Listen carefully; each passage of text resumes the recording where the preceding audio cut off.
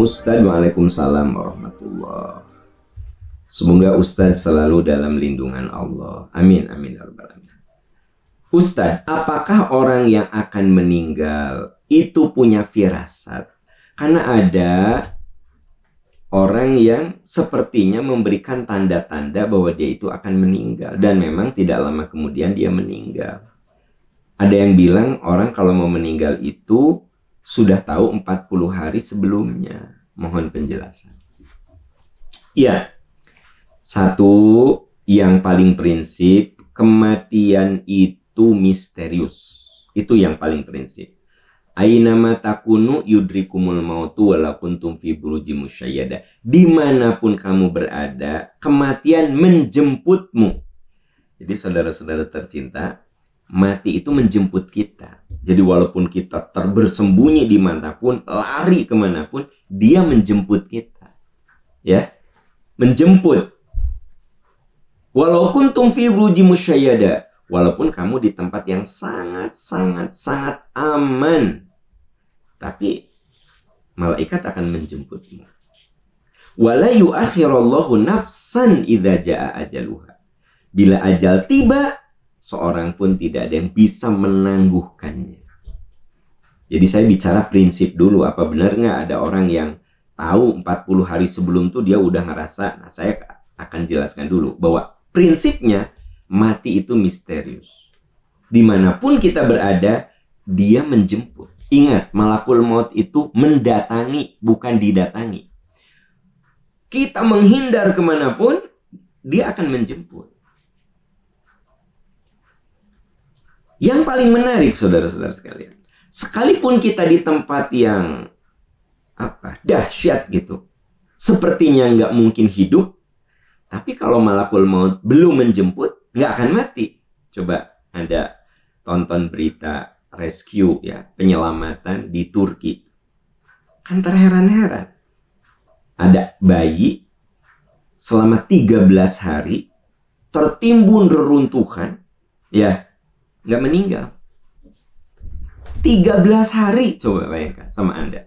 13 hari bayi nggak dapat minum, nggak dapat makan, tertimbun reruntuhan. Kan logika manusia harusnya mati. Kenapa nggak mati? Kenapa? Dah memang malakul maut belum menjemputnya. Gitu loh. Ada orang yang sedang di tempat yang nyaman, aman.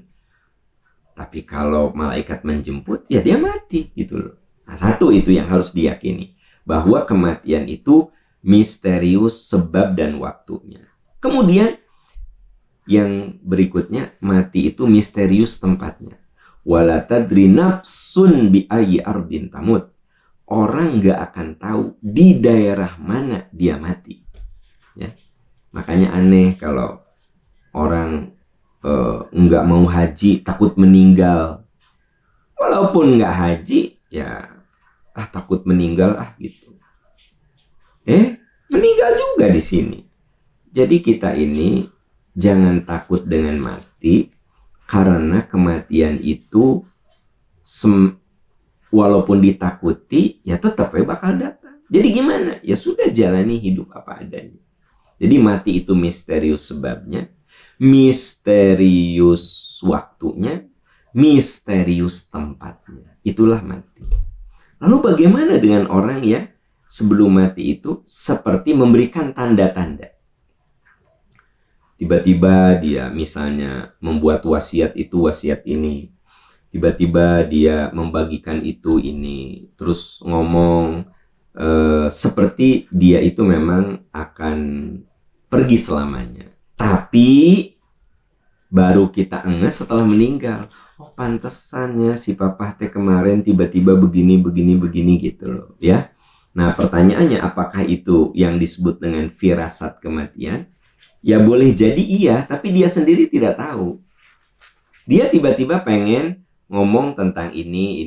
Kan dia tidak bilang, papa kayaknya bentar lagi mau mati deh. Ya kecuali kalau dia udah ada tanda-tanda dia sakit, dia berbaring di rumah sakit, ya. Dia ngomong sama anak-anaknya, berwasiat, ya memang dia sudah berbaring, tanda-tanda kematian sudah ada. Nah itu mah ada korelasinya gitu. Tapi kalau ada orang yang baik-baik saja, sehat-sehat saja, tiba-tiba dia ya bercerita dan setelah meninggal itu baru oh pantesannya si mamah teh ngomong gini gini gini. Nah, itu kan kesimpulan kita, ya. Tapi memang mungkin ada orang yang oleh Allah diberi firasat kematian itu. Tapi dianya sendiri tidak sadar kalau itu sebagai firasat kematian. Karena ayat-ayat yang tadi saya katakan. Intinya kematian itu misterius sebabnya, waktunya, dan tempatnya. Namun ketika malakul maut sudah ada di kelopak matanya, dia bakal tahu. Itulah dia akan mati. Misalnya Anda bisa lihat dalam surat Al-Qiyamah. Jadi kapan orang itu sadar bahwa dia akan mati? Ketika nyawa itu sudah di tenggorokan. Baru dia akan tahu itulah perpisahan dengan dunia. Tapi kalau nyawanya belum di tenggorokan mah dia tidak tahu gitu. Kalla idza balagatit taraqi. Sungguh bila nyawa telah sampai ke kerongkongan. Wa qila man raq. Coba kalau sudah begitu, siapa yang bisa menyelamatkannya? Jadi orang tuh kalau udah syakarat, nggak ada yang bisa menyelamatkan. Siapa coba? Nggak ada. Wa dhanna annahul firaq. Itulah yang dia yakini, ia yakin itulah perpisahan dengan dunia. Nah, jadi orang itu akan tahu bahwa ini saya akan pisah nih. Ketika balaghatit taraqi. Balaghatit taraqi itu ketika nyawa di kerongkongan. Saat itulah dia katakan wa dhanna annahul firaq. Ini nampaknya perpisahan saya dengan dunia. Jadi saya, Bapak, Ibu, sahabat-sahabat tercinta, nanti kalau sedang syakarat, benar-benar ruh itu akan lepas dari jasad, Anda tahu, ini saya akan berpisah dengan dunia. Wa dhanna annahul firaq. Wa taffatus saqu bis-saq. Orang yang syakarat itu akan menahan sakit. Jadi teman-teman sekalian, syakarat itu sakit ya. Makanya ada doanya, Allahumma hawwin alaina fi syakaratil maut.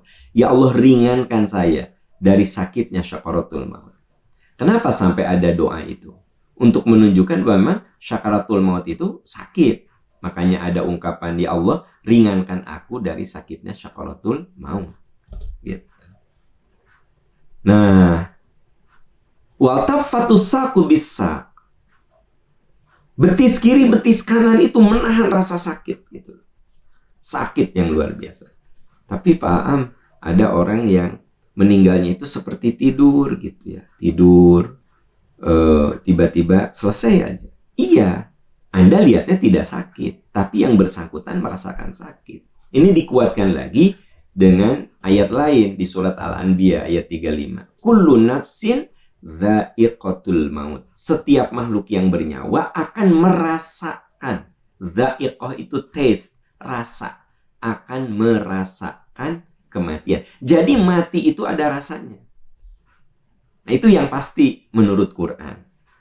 Kenapa saya bilang menurut Quran? Kan kita nggak bisa bertanya pada orang-orang yang sudah wafat. Yang jelas menurut surat Al-Qiyamah ayat 26-30, saat syakarat baru tahu ini perpisahan saya dengan dunia. Wa dhanna annahul firaq.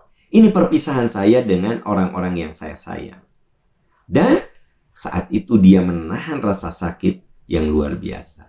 Begitu ruhnya lepas dari jasad, ila rabbika yauma idzinil masaq. Kepada Tuhanlah saat itu kamu akan dihantarkan, dikembalikan. Makanya kalau ada yang meninggal, kita bilang inna lillahi wa inna ilaihi raji'un. Sesungguhnya milik Allah dan akan kembali kepada Allah. Itu ya jawaban berkaitan dengan firasat kematian. Ya. Semoga sahabat-sahabat sekalian, yang paling penting bagi kita ini sekarang berbekal. Makanya ketika Nabi ditanya, ya Rasulullah, mal akyas, siapakah yang paling cerdas? Kata Nabi, ya yang yakin akan mati dan selalu bersiap-siap membawa bekal mati gitu. Ya. Jadi si kita tuh selalu, oh saya beramal ini untuk kematian. Gitu. Jadi kalau saya sering bilang bahwa salah kalau Anda bilang harta itu tidak dibawa. Dibawa kalau digunakan untuk kebaikan. Punya harta diwakafkan, dibawa. Disedekahkan, dibawa gitu. Jadi keliru kalau Anda bilang harta itu tidak dibawa. Siapa bilang? Dibawa kalau digunakan untuk keabadian. Ma indakum yanfad. Yang ada di tanganmu bakal habis. Wa ma indallahi baqin. Tapi yang kamu titipkan untuk kebaikan itu tercatat di sisi Allah. Gitu. Nah jadi tugas kita mah gimana kapanpun kita mati, paling tidak kita sudah punya bekal. Dan orang yang sudah punya bekal itu cenderung akan jadi tutur kata yang baik. Makanya ada doa Nabi Ibrahim yang mengatakan, waj'ali lisana sidqin fil akhirin. Ya Allah, jadikan saya buah tutur kata yang baik kalau saya sudah tidak ada. Jadi kalau sudah kita tidak ada itu, istri kita ngomongin kebaikan kita, anak-anak, cucu, teman, sahabat, ngomongin kebaikan kita. Nah itu tanda-tanda kematian yang baik, ya. Wallahu a'lam bishawab. Semoga kita semua diberi kekuatan untuk meninggalkan jejak yang baik.